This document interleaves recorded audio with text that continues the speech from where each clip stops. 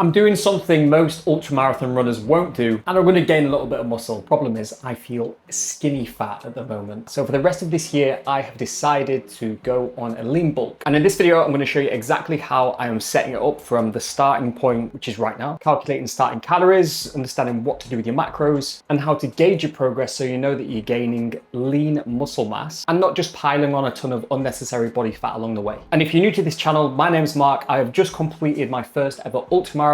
That doesn't mean I'm a distance runner or an endurance athlete by trade. I'm a former Royal Marine and I've played lots of different sports in my life, main ones being rugby and then jiu-jitsu. Because of a couple of injuries, I've pushed more towards running in the last year or so. But like I said a moment ago, I feel a bit skinny fat now. Sure, I've got the engine of a tank, I can run for hours on end, but from my most recent progress photos, I'm skin and bone. Now, it hasn't always been this way. After I left the Marines, I had a decent amount of muscle mass, and especially when I focused on rugby performance a lot more, I did get pretty big. I think I was about 88 kilos in this photo, but then lo and behold, go and snap my wrist at a training session. And it really affected my training as well. I couldn't bench press for best part of a couple of years after that. Anything with a barbell and certain attachments, it just flexed my wrist because I've got a plate in here now. So I kind of fell out of love not only with rugby, but also strength training and training for size and speed and power. But after a little bit, I started getting the itch to play a sport again, go and do something with my body. I didn't just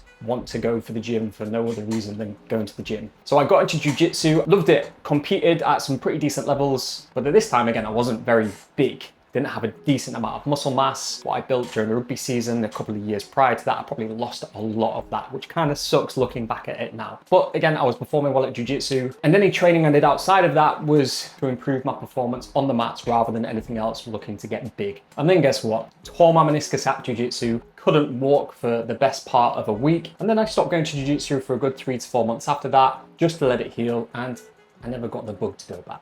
And it's those kind of injuries from contact sports that I thought, you know what?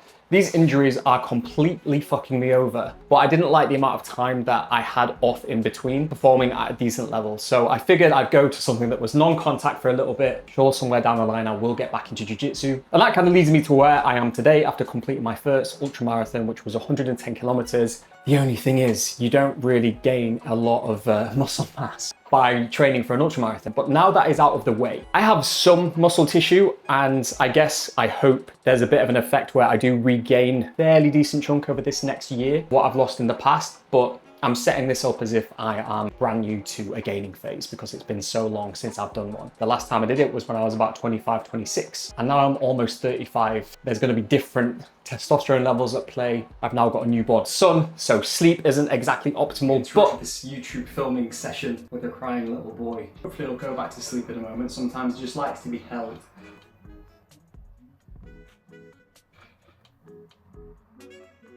I am in a position now where I can focus my full attention on getting into the gym, and gaining muscle is the priority now. There's no other sport that I'm playing at the moment. I'll keep running, ticking along in the background. And seeing as though I am in the first week of this gaining phase, I'll show you exactly how I've set everything up. So the first port of call, you have to take a starting point, get some starting progress photos, start tracking your body weight daily, first thing in the morning. This is so important. I'll tell you why in a second. And also every single week, ideally on the same day, take measurements of your chest, your waist, your hips, and both of your arms. After that, we're gonna look at your weight gain targets. Now, different parameters here if you're completely new to lifting, if you're an experienced lifter, so take this with a pinch of salt, but for most of you watching this, you're gonna be somewhat experienced with training. I'm guessing it's not your first time stepping into a gym. So what you wanna be aiming for on a monthly basis is 0.5 to 1% of weight gain in muscle mass. And that isn't a lot. So for me at the moment, who's about 77 kilos, I'm looking at anywhere between sort of 400 to 800 grams of gain per month. And to split it down on a weekly basis is about 1 to 200 grams per week that I'm looking to gain. It is slow going, you just gotta accept that. So now that you know your rate of weight gain and you've got your starting metrics, how do you figure out your calories? The best way to do it, and this is something I do with myself and all of my clients as well, is we use something called an assessment week. And this is either 1 to 2 weeks where you just track your food. Honestly, you're not trying to eat more than usual or less than usual. You just eat what you usually eat, but you track it accurately. Use scales, use an app such as MacroFactor, MyFitnessPal, something like that, and look at your weight trend over that 7 to 14 day period. Now, if your weight trend is coming down quite rapidly, okay, you need to eat more food. So I'd recommend adding on 100 to 200 calories per week until you figure out what your true maintenance is. If your weight stays consistent over that 7 to 14 day period, then guess what? You're at maintenance and you're in a good position to use that number to start adding on to each week. And then on the other end, if you're finding your weight is going up, but quicker than that 0.5 to 1% average like we spoke about, you're probably in a position where you're eating a little bit too much food and you're in danger of or already have gained a significant amount of body fat. So this assessment week is something that helps you find out your numbers exactly.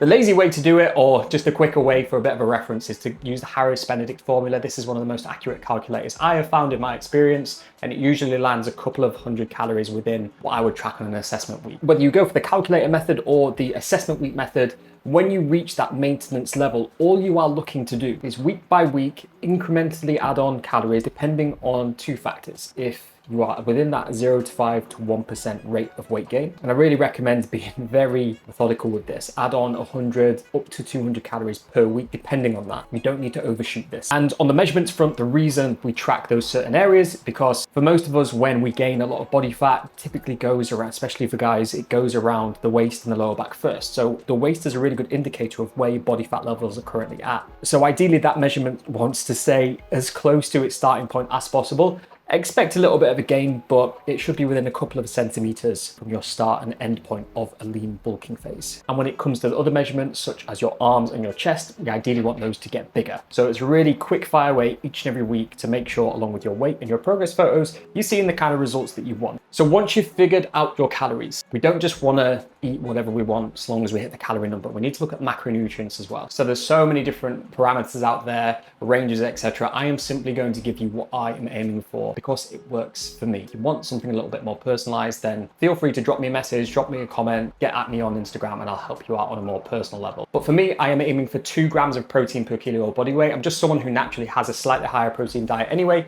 so it's very easy for me to hit. After that, I have my current calories, which is 2,800 a day, and 25% of that number goes toward dietary fat, which puts me at around 80 grams of fat per day. And then the rest of the calories goes towards carbohydrate. So once you've taken away the calories from protein, the calories from fat, I just fill the rest of that with carbohydrate. Now, this is something I think is really important if you are someone who's like me, who's already quite lean and you're looking to go into this building phase. Carbohydrates are the fuel source for your training, your harder efforts in the gym. And if you're doing any extra cardio on the side, the running side of things, playing a sport, you have to have carbohydrate in your diet for performance to be at a decent level. And that's how you set up your starting point for a lean bulk. So there we have it. Post ultra, I feel good about how my body can perform, but I'm not satisfied with how it looks. And I think after years of training for performance, I'm gonna push back into the vanity metrics a little bit more and train for the ego a little bit for a while. And I'll be documenting this as I go, the progress that I see, the adjustments that I make, the weeks where nothing moves, and you just gotta trust the process a little bit more. Because I'm not a bodybuilder, I'm not looking to step on a stage, I'm just a very regular guy, just become a dad that wants to get a little bit more jacked. So let's get to it.